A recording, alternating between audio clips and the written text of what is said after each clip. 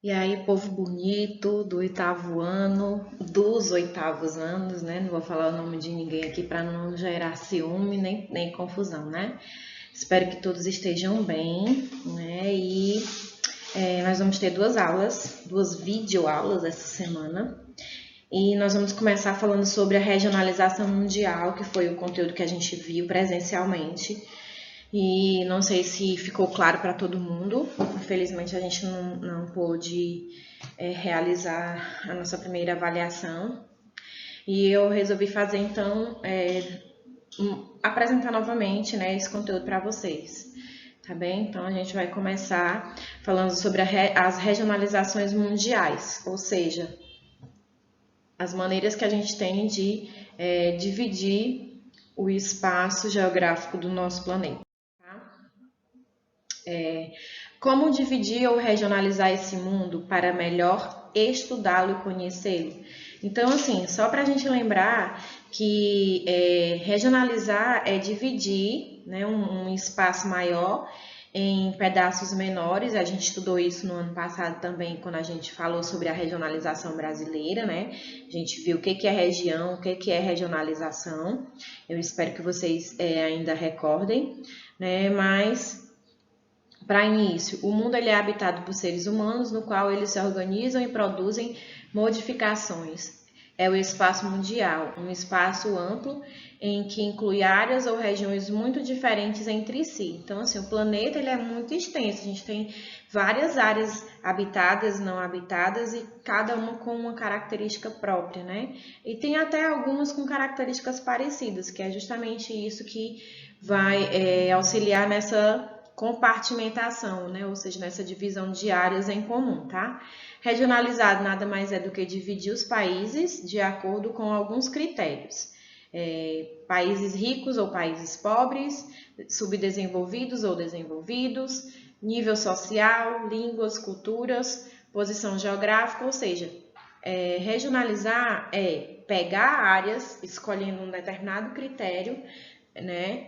Por exemplo, vou dividir na América, vou regionalizar a América. Daí eu escolho o critério geográfico e aí eu dividi a América como? América do Norte, América Central e América do Sul. Se eu escolher um outro critério, critério histórico, social, eu vou dividir a América não mais em duas áreas, não mais em três áreas, mas em duas, né? A América Latina e a América Anglo-Saxônica, ou seja, eu defino, né, uma referência que a gente chama de critério, e aí eu pego esse espaço maior e vou dividindo ele de acordo com o critério que eu determinei, que eu defini, tá bom? Então pode ser, o nosso planeta ele pode ser regionalizado com base em critérios de desenvolvimento econômico, né? Países ricos, países pobres, desenvolvidos, subdesenvolvidos, línguas, culturas, posição geográfica, entre outros fatores. Apesar das diferenças culturais, econômicas, políticas, sociais, sempre existem alguns traços comuns que permitem classificar os países em grupos ou conjuntos regionais, né?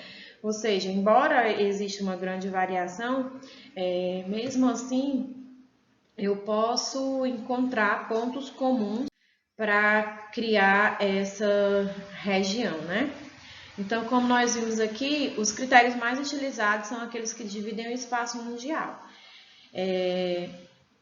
em continentes, né? Os critérios mais usados, os continentes. Que continentes são esses? Inclusive, vocês estão vendo aqui atrás de mim, né? Deixa eu afastar aqui. Um mapa mundi, onde o espaço mundial ele está dividido em continentes, né? De acordo com as paisagens naturais, ou seja, eu posso dividir o espaço mundial através de áreas naturais, como por exemplo as áreas desérticas, as áreas de floresta, né, as áreas litorâneas, enfim. De acordo com o tipo de industrialização desenvolvida pelos países, ou seja, de acordo com o tipo de atividade econômica, né, em países ricos e pobres, de acordo com as grandes associações econômicas e comerciais, que são os blocos regionais e econômicos, que a gente vai ver isso aqui também, e de acordo com a cultura dos povos, né?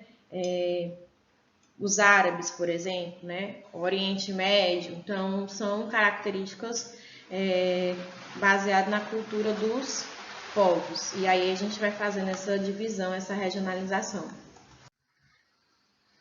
Gente, não liga muito não, é porque tá chovendo, tá? Eu não tenho um estúdio fechado para poder gravar, então provavelmente vocês estejam ouvindo aí o barulho da chuva, tá? Regionalização durante o imperialismo, entre o século XIX e o início do século XX.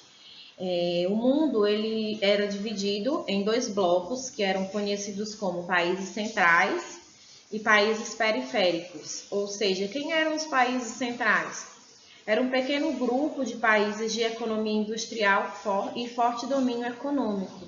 Eles tinham domínio da economia, da tecnologia, financeira, militar, sobre os outros países periféricos.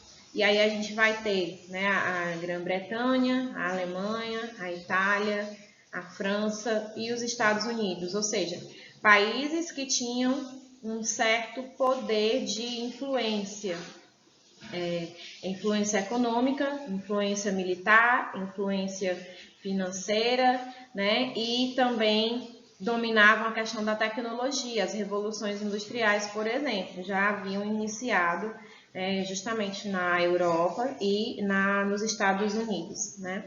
Então, o outro grupo que nós tínhamos nesse momento, nessa regionalização aqui, eram os países periféricos.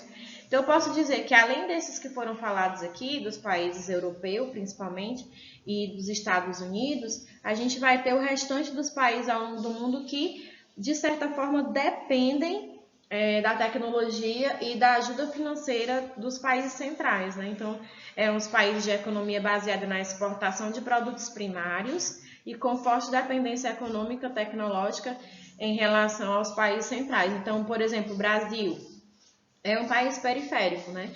Até o início do século XX, né? O Brasil ele tinha a sua economia baseada em quê? Na exportação do café principalmente, mas não só do café, dos produtos primários, né, dos produtos agrícolas, onde o café era o principal deles naquele momento, né? Então a gente tinha sim dependência de outros países do mundo, principalmente da Inglaterra e dos Estados Unidos, né? Então essa é a primeira forma de regionalização baseando aqui nos critérios econômicos, os países centrais e os países periféricos, tá? Após esse primeiro momento aqui, até o início do século XX, a gente tinha aquela divisão lá. Os países que dominavam e aqueles outros que eram, de certa forma, dominados por conta da dependência econômica e tecnológica. Não tinham capital para investir, né, na sua própria industrialização e nem no desenvolvimento da sua própria tecnologia. E aí vem o período entre as duas guerras mundiais, né, entre as duas grandes guerras. Então, a gente vê que a corrida imperialista estimulou as rivalidades e as disputas entre as potências mundiais e contribuiu para a Primeira Guerra Mundial, que foi entre 1914 e 1918. Quando a gente fala do imperialismo, gente, é justamente esse processo de domínio, né? Domínio de áreas do globo, onde os países dependem economicamente dessas nações, né? Então a gente chama de corrida imperialista. Quanto mais áreas eu dominar, eu vou estender o meu domínio sobre uma área maior. Nesse período havia uma divisão entre as grandes potências, né? Nós tínhamos de um lado a Tríplice Aliança, que era formada aqui, ó, pela Alemanha, a Itália e o Império Austro-Húngaro. Então, até no início do século XX, a gente ainda tinha na Europa alguns domínios que eram considerados como impérios, né? O Império Turco-Otomano, né? O Império Húngaro, Austro-Húngaro. E aí a gente vai ver que depois desse período da Primeira Guerra, a gente vai ver que há uma alteração na configuração geográfica da Europa por conta da guerra. E eu vou já mostrar para vocês um mapinha aqui. Então, eu tenho a Tríplice Aliança, formada pela Alemanha e Itália e o Império Austro-Húngaro, e do outro eu vou ter a Tríplice Entente, formada pelo Reino Unido, França e Rússia, que lutaram aí na Primeira Guerra durante esses 4 anos da Primeira Guerra Mundial. E aí eu vou ter também, o conflito terminou em 1918, com a Tríplice Entente, vencedora. E a Alemanha é considerada culpada pelo conflito, né? Então, a Alemanha assinou aí o Tratado de Versalhes, dizendo, né, aceitando que a culpa foi dela, né, quando ela invade ali a Polônia, então foi ela que causou o estopim da Primeira Guerra Mundial, né? Então, ela assume o papel de culpada aí nesse primeiro conflito mundial. E aí a gente vai ver uma alteração, então, na configuração da Europa após a Guerra Mundial, tá? E aí a gente tem aqui, né, a Europa antes da Primeira Guerra. A gente vê justamente essa imagem é do livro de vocês, tá bom?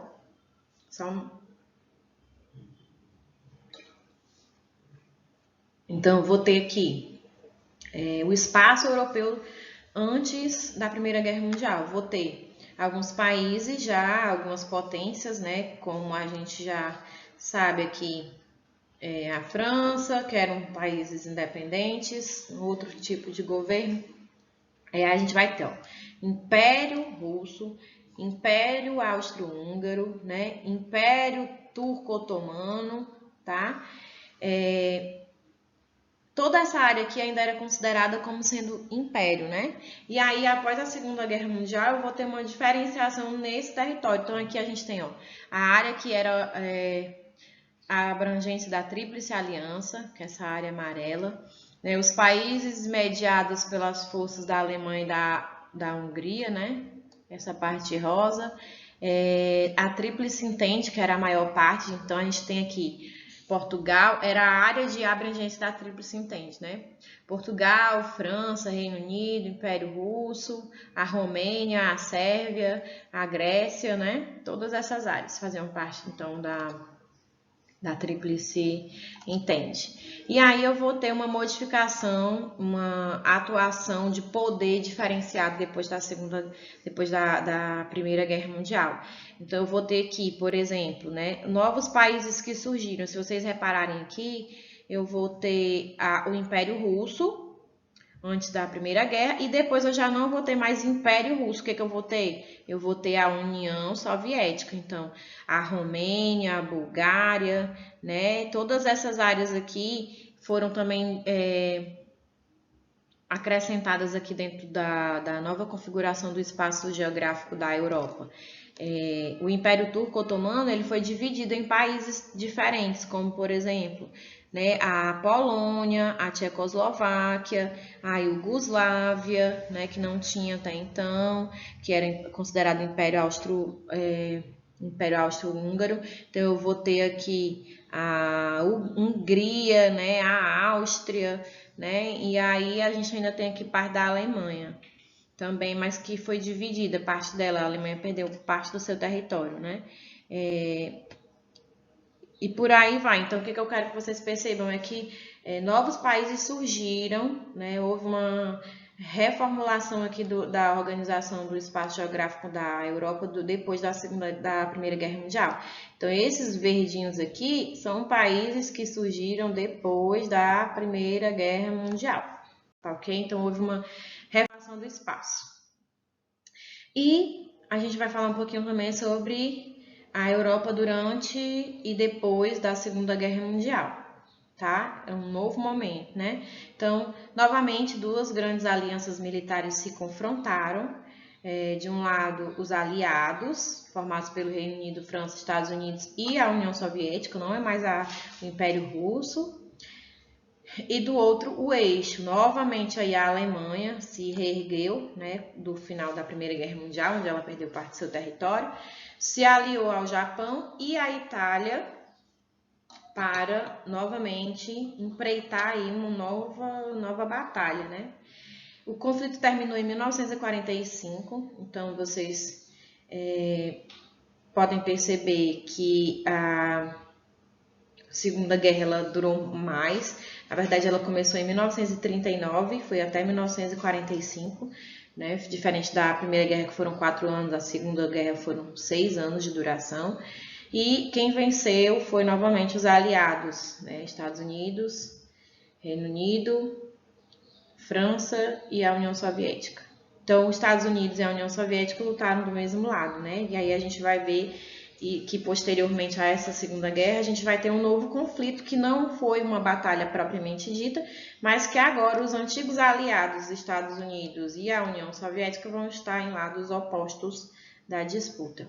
Então, as potências europeias perderam importância geoeconômica ou geopolítica e a sua hegemonia mundial, e passou a ser que essa hegemonia passou a ser disputada então pelos Estados Unidos e pela União Soviética, que é justamente o outro momento que nós vamos falar agora, que é a Guerra Fria, né? Então, como ficou o mundo regionalizado durante essa Guerra Fria? Então, percebam, gente, que a economia ela é de extrema importância quando eu estou analisando essa regionalização com base nos critérios econômicos ou no modo de pensar, né, na questão cultural do mundo. Então, basicamente, um dos critérios mais usados é a economia e essa diferença cultural também. Então, a regionalização durante a Guerra Fria, a gente vai ter aí dois sistemas antagônicos diferentes, com pensamentos e ideias diferentes, que se enfrentaram e que tentaram impor aí o seu modo de pensar a outras áreas do planeta, né? Então a gente tinha uma disputa entre duas grandes potências mundiais, que no caso aí o período era os Estados Unidos e a União Soviética. De um lado também, não só os dois países, mas também esses dois países eles representavam um sistema político e econômico completamente diferente um do outro. O capitalismo, que é um sistema em que predomina a propriedade privada, que é uma das suas principais características, né? A busca constante pelo lucro e pela acumulação de capital, que se manifesta na forma de bens e dinheiro. Já o socialismo, que é o seu, digamos assim, seu rival, né? Foi uma corrente de pensamento que se voltou para questões como a luta de classes, porque lá no capitalismo a gente tem a sociedade dividida em classes sociais, e o socialismo ele busca acabar com essa divisão social, né? A mais-valia, ou seja, o lucro que excede através do trabalho do operário e que é destinado para o capitalista, né? Para o seu patrão, ou seja, o trabalhador produz e ele não recebe tudo aquilo que deveria, que é chamado de mais-valia.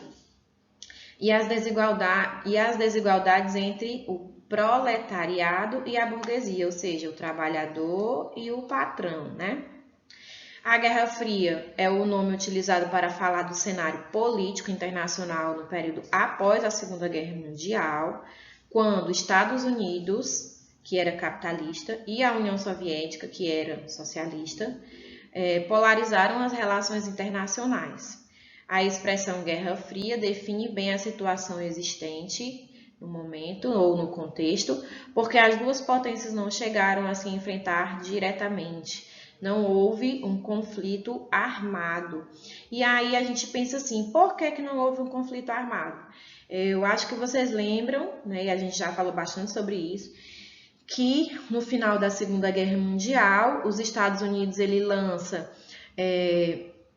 uma arma atômica de grande potencial de destruição em massa, ou seja, ela é extremamente destrutiva, não só para pessoas, mas para todo tipo de ser vivo, né? Ela varre da existência, né? Todo tipo de ser vivo a quilômetros, um raio de quilômetros onde ela é lançada, né?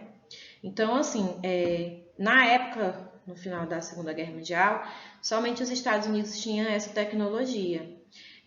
Mas nesse contexto aqui da Guerra Fria, a gente vai ver que houve uma disputa muito grande entre os Estados Unidos e a União Soviética, não só na questão econômica, mas também na questão do desenvolvimento, né? No investimento da tecnologia, da descoberta de novas tecnologias. Então, nesse período aí da Guerra Fria, a gente vai ver que aconteceram invenções como, por exemplo, na corrida espacial, né, a disputa deles estava no campo espacial e também no campo armamentista. E aí os Estados Unidos e a União Soviética disputavam Os primeiros satélites artificiais que foram lançados, as primeiras aeronaves, os primeiros astronautas que foram lançados até o espaço, os telescópios também, a potência dos telescópios para observar o universo, então estava dentro do campo de disputa deles. Eles não foram para a batalha no campo, porém eles disputavam tecnologia, e aí a gente vê também a questão da espionagem, né? Inclusive eu falei para vocês que os filmes de 007 e muitos dos super-heróis que a gente costuma ver e gosta bastante hoje, eles surgiram nesse contexto de Guerra Fria, né? Para mostrar a superioridade de cada nação, então, né? E aí eu trouxe aqui também uma tabelinha comparando os dois modos de produção, capitalismo e socialismo, só para a gente ter uma ideia mais ou menos de como é que isso acontece, tá? Então eu vou ter a regionalização durante a Guerra Fria, como era que o espaço ele se dividia entre esses dois modos de produção, tá? Eu vou ter aqui o capitalismo e o socialismo. Então, a economia de mercado e a busca do lucro, a lei da oferta e da procura, controlada pelas empresas. Isso no capitalismo. Sociedade dividida em classes, os patrões versus os empregados, ou seja, a burguesia e o proletariado. Grandes desigualdades sociais, ou seja, as classes, né, ricos e pobres, e o estímulo ao consumismo. Por quê? Porque quanto mais eu consumir, mais produtos eu vou produzir, mais dinheiro eu vou ganhar. Socialismo, economia planificada, ou seja, controlada pelo Estado, não tem propriedade privada, não tem burguês, não tem classe social, né?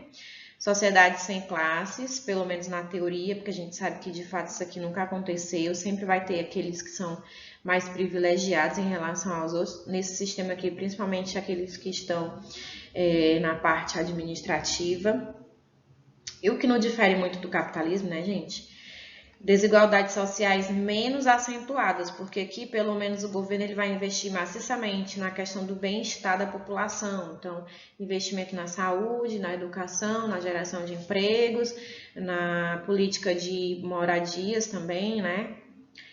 E menor estímulo ao consumo, porque aqui no caso seria a produção que era feita também pelo governo, geralmente para atender a necessidade da população, certo? E aí a gente tem o mundo durante a Guerra Fria. Os países eram divididos em primeiro, segundo e terceiro mundo, onde os países de primeiro mundo eram considerados países desenvolvidos, né, como Estados Unidos, Japão, Alemanha, Inglaterra. Países de segundo mundo eram os países de economia planificada, os países socialistas, né, como a União Soviética, Cuba, a China, a Alemanha Oriental, que ainda estava sob o domínio, né, da Rússia, porque perdeu parte do seu território durante a Segunda Guerra, aliás, durante a Primeira Guerra.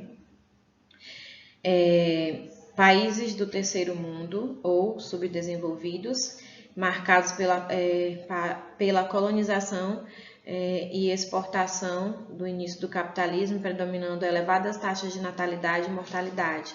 E aí, olha aqui quem faz parte do terceiro mundo, né? Brasil, Paraguai, África do Sul, enfim, todos aqueles que dependiam dos países capitalistas, né? Ou estavam sob o domínio dos países capitalistas, tá? Nesse período aqui, ou você apoiava um ou você apoiava o outro, né?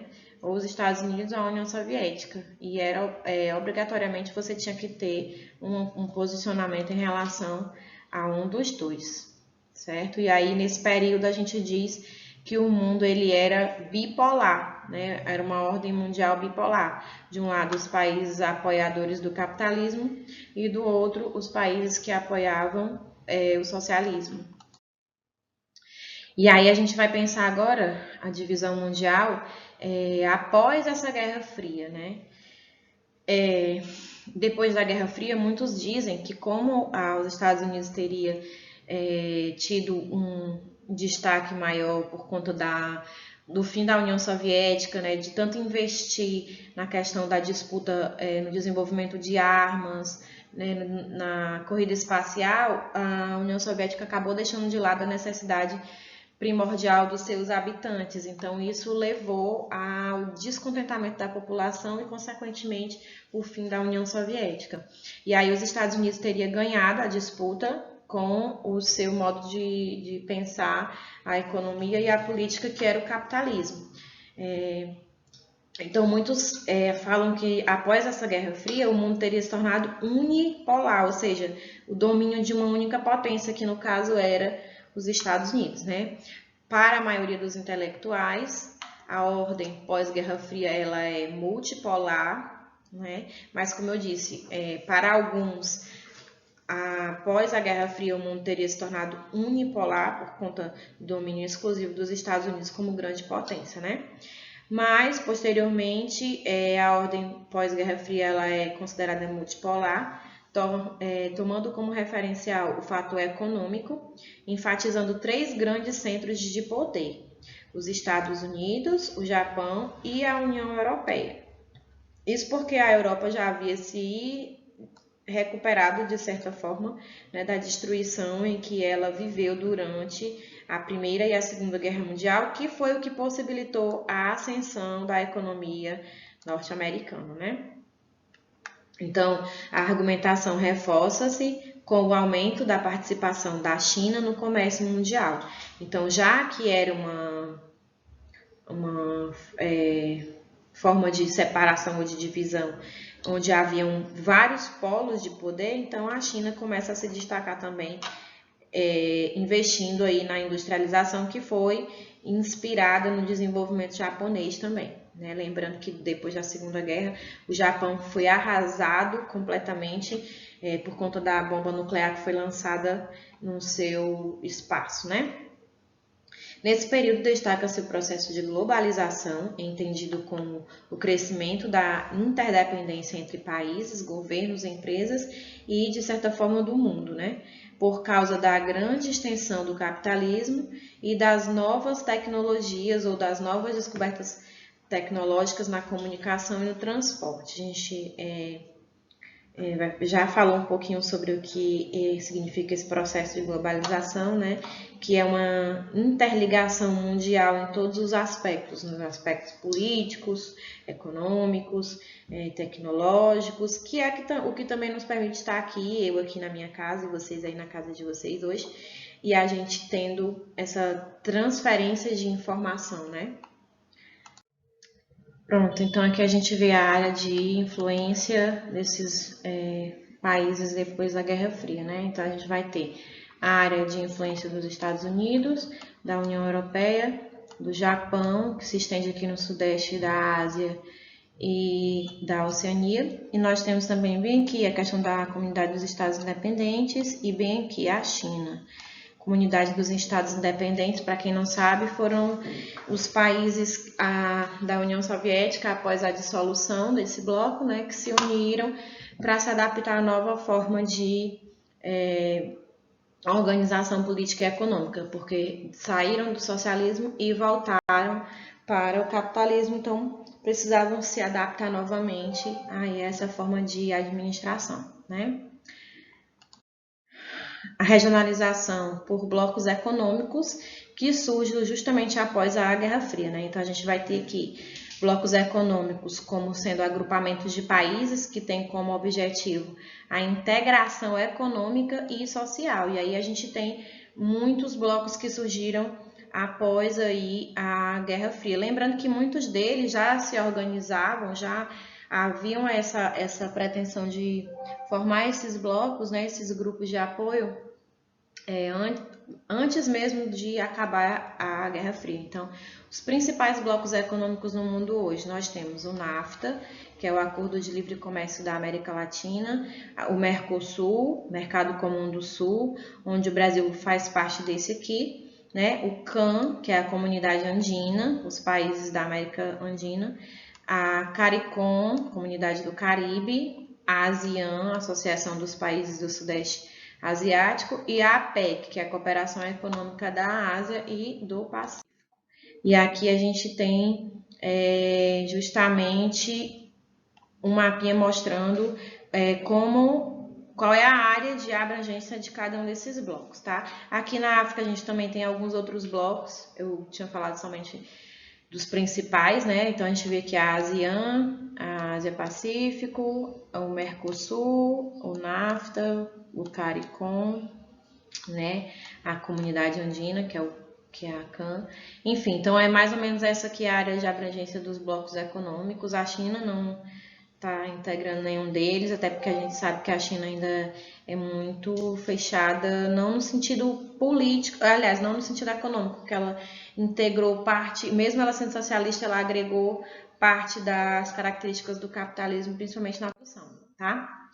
E aí a gente tem a última forma, que são os países do norte e países do sul, que é baseado em um critério também econômico, né? Onde os países vão ser considerados, levados em consideração dois grupos, que é de um lado os países do norte ou países desenvolvidos e do outro os países do sul ou países subdesenvolvidos. Por isso, muitos chamam essa divisão de regionalização norte e sul. Considera-se que a maior parte desses países ricos encontra-se situado nas terras emersas, posicionados mais ao norte do globo, enquanto os países pobres estão majoritariamente no sul. No entanto, essa divisão não segue à risca a delimitação cartográfica do planeta, havendo aqueles países centrais no hemisfério sul, como é o caso da Austrália, que é um país desenvolvido, mas que está na parte sul do planeta, né? E os países periféricos no hemisfério norte, como, por exemplo, a China, né? Que, apesar de ser um país que cresce rapidamente na economia, não é considerado um país desenvolvido, né? Está dentro da lista dos países emergentes, assim como o Brasil, né, a África do Sul, a própria Rússia também, apesar de ter uma grande influência geopolítica, ela atualmente não é considerada um país desenvolvido, tá? E aqui a gente tem, então, esse mapinha para mostrar como é que se espacializa essa divisão norte e sul, né? Então, os países do norte ou países desenvolvidos, né? Basicamente, os países da América do Norte, da Europa, né? Parte da própria Rússia, né? Que aqui ela entra no país desenvolvido. E aqui a gente tem a Austrália também, como sendo aquela exceção lá, né? Se eu fosse passar uma linha reta aqui, né, hemisférios,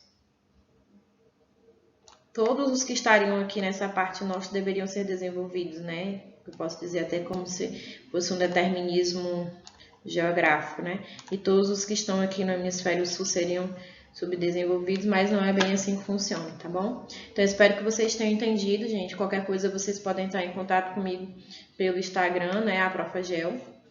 E aí eu tento responder a todo mundo, tirando as dúvidas de vocês, tá bom? Até a próxima aula.